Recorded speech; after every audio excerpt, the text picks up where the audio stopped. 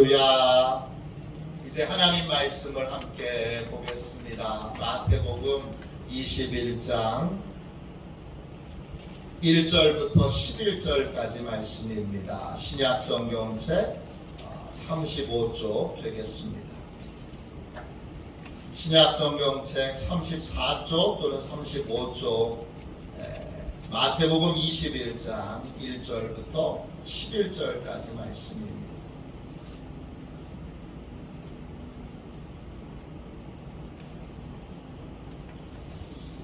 우리 같은 목소리로 함께 귀한 말씀을 읽도록 하겠습니다. 함께 읽습니다. 그들이 예루살렘에 가까이 가서 감람산 벳바게에 이르렀을 때에 예수께서 두 제자를 보내시며 이르시되 너희는 맞은편 마을로 가라. 그리하면 곧 매인 나귀와 나귀 새끼가 함께 있는 것을 보리니 풀어 내게로 끌고 오라. 만일 누가 무슨 말을 하거든 주가 쓰시겠다 하라. 그리하면 즉시 보내리라 하시니 이는 선지자를 통하여 하신 말씀을 이루려 하심이라. 일러스되 시온의 딸에게 이르기를 내 왕이 내게 임하나니 그는 겸손하여 나귀 곧 멍에 매는 짐승의 새끼를 탔도다 하라 하였느니라. 제자들이 가서 예수께서 명하신 대로 하여 나귀와 나귀 새끼를 끌고 와서 자기들의 겉옷을 그 위에 얹음에 예수께서 그 위에 타시니 무리의 대다수는 그들의 겉옷을 길에 펴고 다른 이들은 나뭇가지를 베어 길에 펴고 앞에서 가고 뒤에서 따르는 무리가 소리 높여 이르되 호산나 다윗의 자손이여 찬송하리로다. 주의 이름으로 오시는 이여 가장 높은 곳에서 호산나 하더라. 예수께서 예루살렘에 들어가시니 온 성이 소동하여 이르되 이는 누구냐 하거늘 무리가 이르되 갈릴리 나사렛에서 나온 선지자 예수라 하니라. 아멘. 주님의 말씀입니다. 감사함으로 하나님의 말씀을 받았습니다. 우리 주보에 나와 있는 회개의 기도를 같이 드리도록 하겠습니다.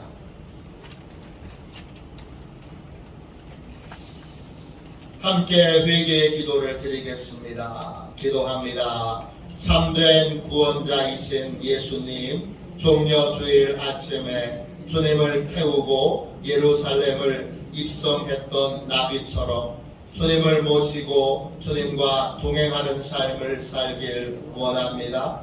주님을 나의 왕, 나의 하나님으로 새롭게 영접합니다. 주님이 주인이시니 주님 마음대로 우리를 써 주옵소서.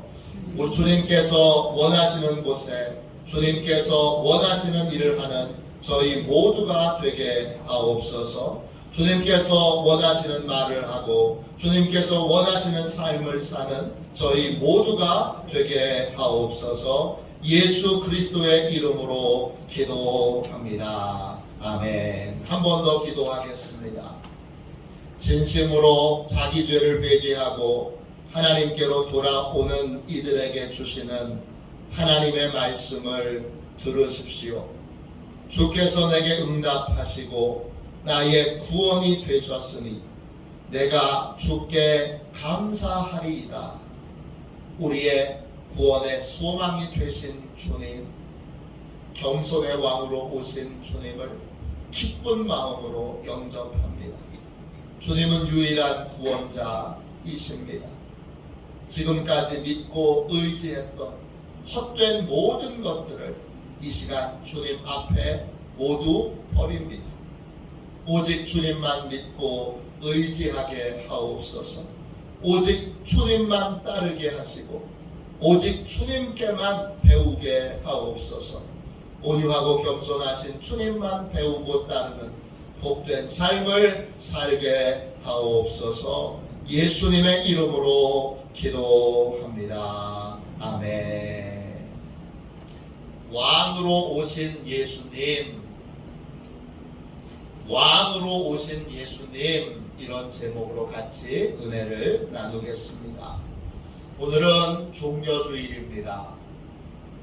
예수님께서 우리 죄를 대신해서 십자가에 죽기 위해서 예루살렘 성에 입성하신 것을 기념하는 날입니다. 그날 사람들은 종려나무 가지를 흔들며 예수님을 환영했습니다. 그래서 그날을 기념하여 종려주일이라고 오늘을 부르게 됩니다. 성경에는 예수님의 생애를 소개하는 4개의 복음서가 있습니다. 마태복음, 마가복음, 누가복음, 요한복음입니다.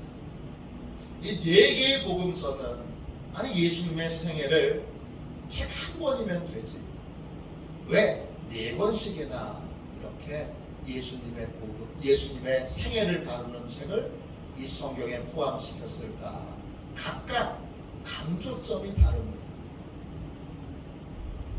그래서 예수님을 우리가 입체적으로 만날 수 있게 됩니다. 예루살렘 성에 입성하시는 모습도 복음서를 자세히 읽어보면 각각 다릅니다. 강조점이 다릅니다. 마가복음에서는 예수님께서 메시아로 예루살렘 성에 입성하십니다. 즉 구원자로 입성하십니다. 그래서 예수님을 뭐라고 소개하느냐? 주의 이름으로 오시는 이라고 소개합니다. 주의 이름으로 하나님이 우리를 구원하시기 위해 보내신 구원자, 그 구원자 예루살렘 성에 입성하시는 주님을 환영합니다. 이게 마가복음입니다. 누가복음에서는 예수님이 능력자로 예루살렘 성에 입성하십니다. 예루살렘 성에 입성하시기 직전에 예수님이 뭘 하셨느냐 하면 죽은 나사로를 살리셨습니다. 그래서 모든 문제를 해결하시는 능력의 주님으로 예루살렘 성에 입성하십니다. 특별히 죄의 문제를 해결하시는 분으로 예수님이 소개됩니다. 요한복음에서는 새로운 생명을 주시는 분으로 예수님이 소개됩니다. 예수님은 새 생명을 주시는 분입니다. 새로운 생명을 주시기 위해 예루살렘 성에 입성하셨습니다. 오늘 읽은 말씀에는 마태복음에 예수님이 어떤 모습으로 예루살렘 성에 입성하시느냐? 마태복음에서는 우리를 다스리고 통치하시는 왕으로 입성하십니다.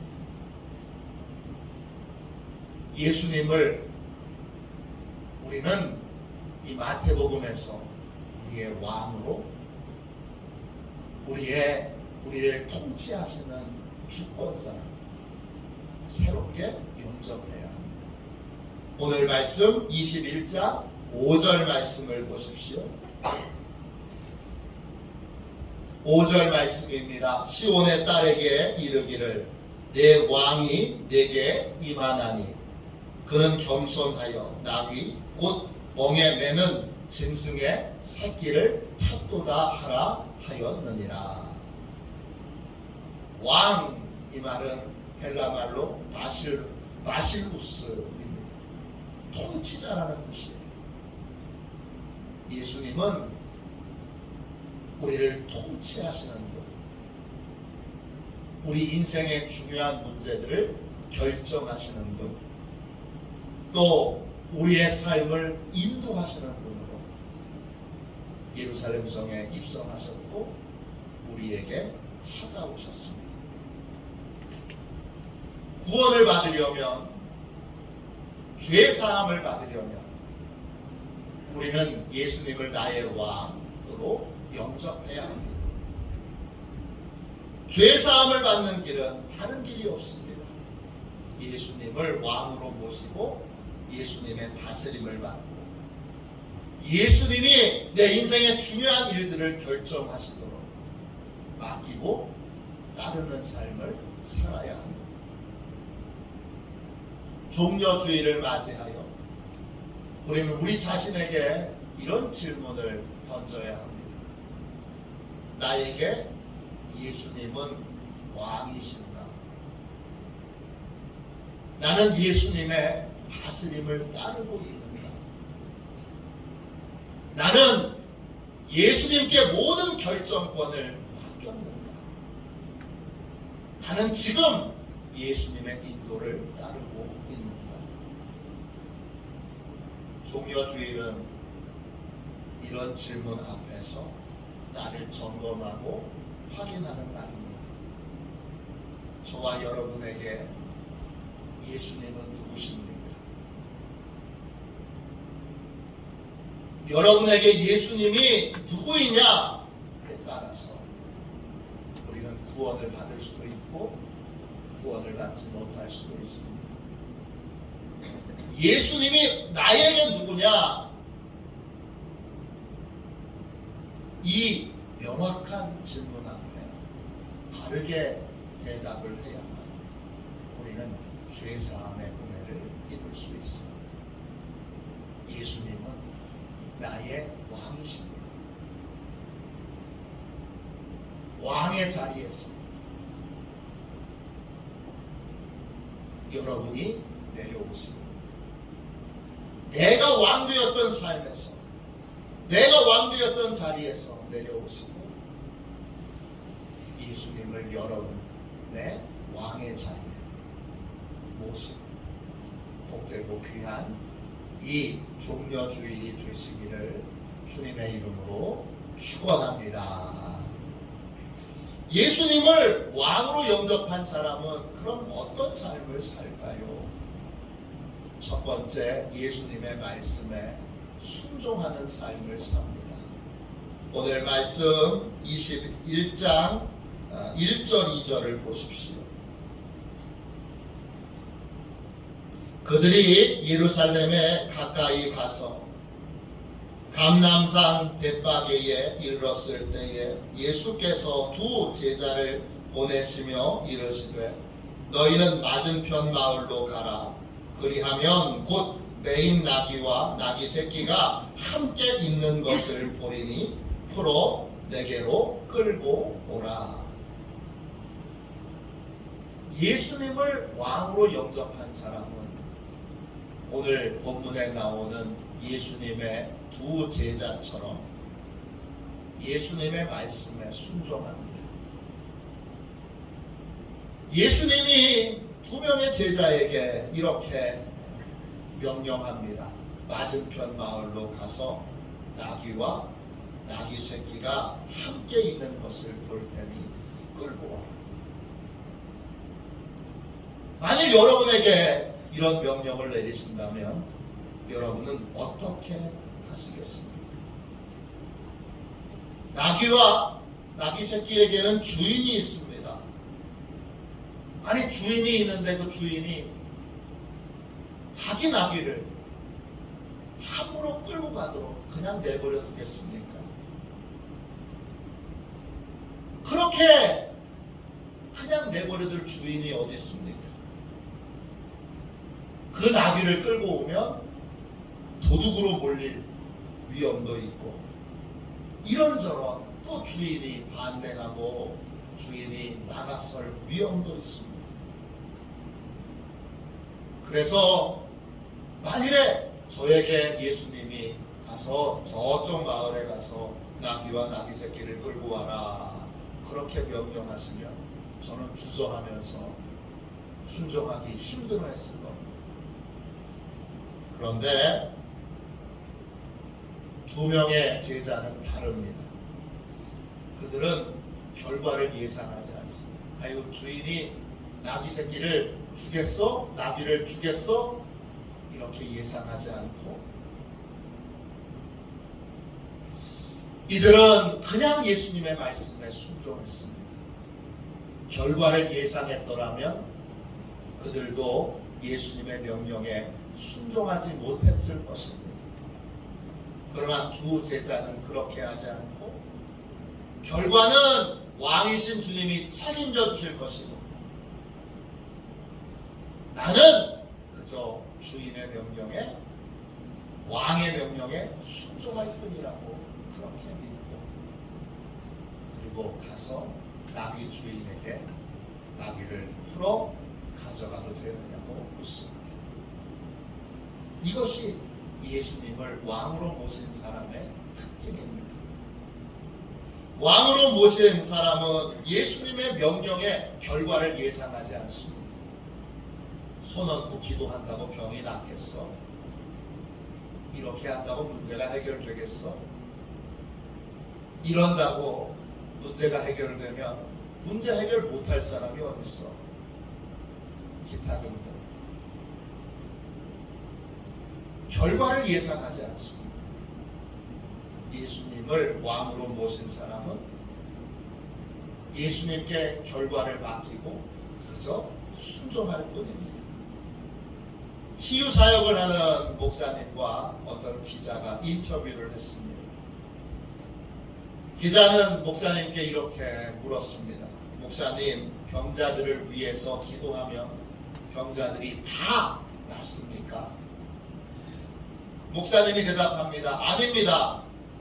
병이 낫지 않는 환자들도 많이 있습니다.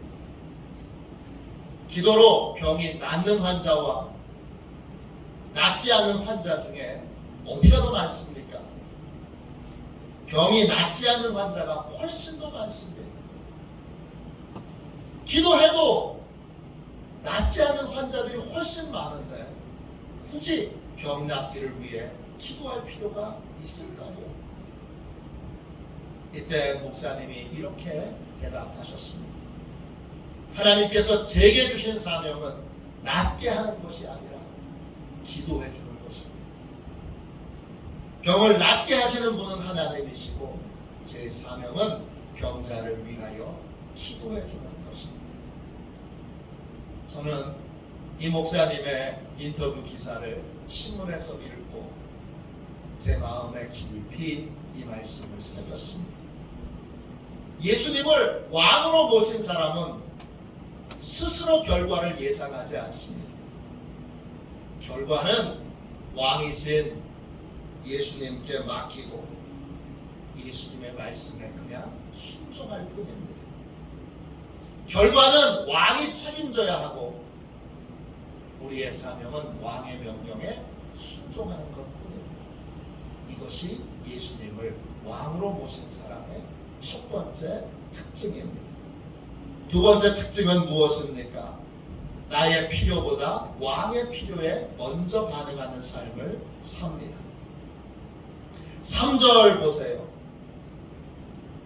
마태복음 21장 3절입니다. 만일 누가 무슨 말을 하거든 주가 쓰시겠다 하라. 그리하면 즉시 보내리라 하시니 예수님의 명령을 받은 두 제자가 나귀를 끌고 오기 위해 갑니다. 주인이 당연히 왜 나귀를 끌고 가느냐 물을 거 아닙니까? 그때 제자들이 그 주인에게 이렇게 말합니다. 주인께서 쓰신다고 합니다. 주인께서 쓰신다고 합니다. 이 한마디 말에 나귀 주인은 자기의 나귀를 끌고 가도록 허락합니다. 나귀 주인은 예수님을 왕으로 모신 사람의 또 다른 중요한 특징을 보여줍니다. 나귀 주인은 자신이 진짜 주인이 아니란 사실을 인정합니다. 진짜 주인은 하나님이시고 진짜 주인은 예수님이십니다.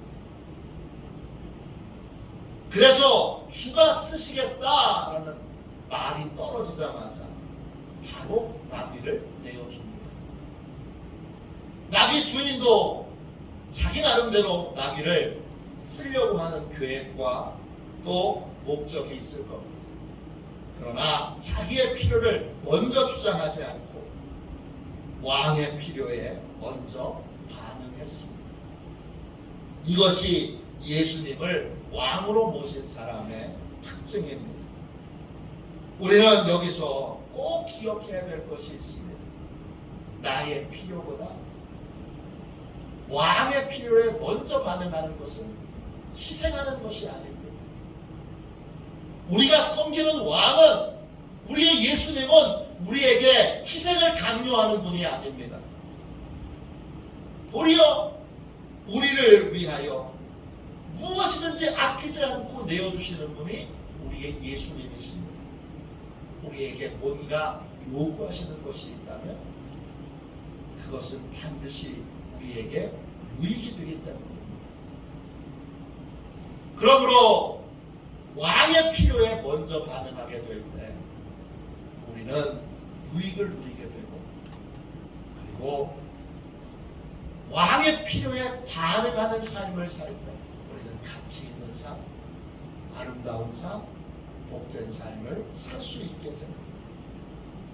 작년도 2022년 3월 6일에 장은복 장로님께서 하나님의 부름을 받았습니다.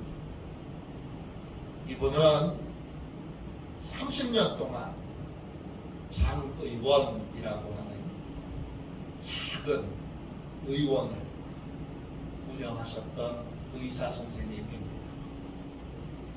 그는 30년 동안 저축하고 아껴서 모은 돈 113억을 전부 다 한동대학교에 기부했습니다. 1923년도 황해도에서 태어나 평양의학전문학교에 나와서 의사 생활을 하다가 한국전쟁 발발로 피난길에 올라서 그래서 서울 용산구 한남동에 개인병원 장의원을 열었습니다. 그리고 그곳에서 30년을 섬겼습니다. 그는 의사로 일해서 100억이 넘는 돈을 벌었지만 늘 검소하게 살았습니다. 자가용이 없었고 대중교통을 이용했으며 옷도 아내인 김영선 권사님이 뜨개질로 짜주신 것을 입고 살았습니다. 그는 개인적으로 자기를 위하여 차를 사고 옷을 사고 자기를 위하여 많은 것을 누리기보다 자기의 재산을 하나님의 뜻에 따라 미래의 세대를 돕고 미래의 세대를 세우는 일에 쓰기를 원했습니다. 그래서 한동대학교가 세워지자 한동대학교의 표어가 배워서 남주자 였는데 그 말에 큰 감동을 받고 그도 그의 인생의 표어를 걸어서 남주자 이렇게 정하고 2015년도에 35억 7천만 원을 시작해서 2020년까지 매년 1억에서 50억가량을 한동대학교에 기부하여 총 금액이 113억을 한동대학교에 기부하는 일들을 하고 조용히 아무에게도 알리지 말라는 유언과 함께 하나님의 부름을 받았습니다. 예수님을 왕으로 모신 사람은 이렇게 자기의 필요보다 왕의 필요에 먼저 반응합니다. 그래서 아낄 줄도 알고 또 왕의 필요에 반응하여 크게 쓸 줄도 압니다. 또 자기를 위해서는 많이 아끼고 하나님을 위해서는 크게 헌신할 줄 압니다. 이것이 바로 예수님을 왕으로 모신 사람의 두 번째 특징입니다. 세 번째 특징은 무엇입니까? 예수님을 왕으로 모신 사람의 세 번째 특징은 예수님과 늘 동행하는 삶을 삽니다. 7절 8절 보세요. 7절 8절입니다. 나귀와 나귀 새끼를 끌고 와서 자기들의 겉옷을 그 위에 얹음에 예수께서 그 위에 타시니 무리의 대다수는 그들의 겉옷을 길에 펴고 다른 이들은 나뭇가지를 베어 길에 펴고 그랬습니다. 나귀는 예수님의 제자 나귀 주인과 더불어 이 나귀는 예수님을 왕으로 모신 사람의 좋은 모델이 됩니다. 예수님께서 나귀 위에 올라타십니다. 그 순간부터 나귀는 예수님과 동행합니다. 예수님을 왕으로 모신 사람은 언제 어디서나 예수님이 지금 나와 함께 하신다는 사실을 기억합니다. 그래서 어디서나 예수님을 의식하고 예수님을 바라보며 말하고 행동합니다. 사단이 하는 거짓말 중에 가장 대표적인 거짓말은 아무도 안 봐 이것입니다. 아무도 보는 사람 없어. 물론 사람은 보지 않을 수 있습니다. 그러나 우리 예수님은 다 보고 계십니다. 우리의 예수님은 우리의 영혼의 감독이 되십니다. 베드로전서 2장 25절입니다. 너희가 전에는 양과 같이 길을 잃었더니 이제는 너희 영혼의 목자와 감독 되신 이에게로 돌아왔느니라. 예수님은 우리의 영혼의 감독이 되십니다. 감독이라는 말은 헬라말로 에피스코포스입니다. 이 말은 두 개의 단어로 이루어져 있는데 에피와 스코포스입니다. 에피는 고정하다 이런 뜻이고 스코포스는 집중해서 보다 이런 뜻입니다. 감독이신 예수님은 우리를 향하여 한순간도 눈을 떼지 않으시고 우리를 바라보고 계십니다. 그리스도인은 영혼의 감독이신 예수님께로 돌아온 영혼들입니다. 예수님이 보시는 건 겉모습이 아닙니다. 예수님이 보시는 건 중심이고 의도와 목적입니다. 우리의 겉모습으로 예수님은 속지 않으십니다. 우리의 겉모습은 사람들은 속일 수 있어도 주님은 속일 수 없습니다. 우리는 겉모습만 보는 사람들의 말에 현혹당하지 말아야 합니다. 항상 중심을 보시고 동기를 보시는 주님을 기억하며 우리 자신의 행동의 말의 동기와 목적을 살펴봐야 합니다. 내 영혼의 중심을 보시는 주님께서 지금 나와 함께 계시기 때문입니다. 그리스도인은 언제나 내 중심을 지켜보시는 그 주님을 기억하며 삶을 살아갑니다. 늘 주님의 시선을 느끼며 삶을 사는 것입니다. 주님의 시선은 우리를 감시하기 위해서가 아니라 우리를 보호하시기 위해 한순간도 우리에게서 눈을 떼지 못하시는 것입니다. 우리는 우리를 지켜보시는 우리의 중심을 보시는 주님이 함께 계시기에 늘 주님의 보호를 받으며 안전하고 건강한 믿음의 삶을 살 수 있게 됩니다. 그러므로 예수님을 왕으로 모신 사람은 아무도 보지 않을 때는 예수님께서 내 중심을, 내 의도를, 내 목적을 보고 계신다. 이 사실을 인정하고 말하고 행동하는 삶을 살아야 합니다. 네 번째, 예수님을 왕으로 영접한 사람은 어떤 삶을 삽니까? 예수님을 위한 섬김의 삶을 삽니다. 나귀는 멍에를 매는 짐승입니다. 멍에는 왕이신 예수님께서 주신 사명입니다. 나귀는 그 사명이 이루어질 때까지 사명을 짊어지고 사명을 이루기 위한 삶을 살아갑니다. 똑같은 목사님에게 설교 말씀을 듣는데 어떤 분은 믿음이 쑥쑥 자라는가 하면 어떤 분은 시간이 많이 지나도 믿음이 자라질 않습니다. 둘의 차이가 뭘까요?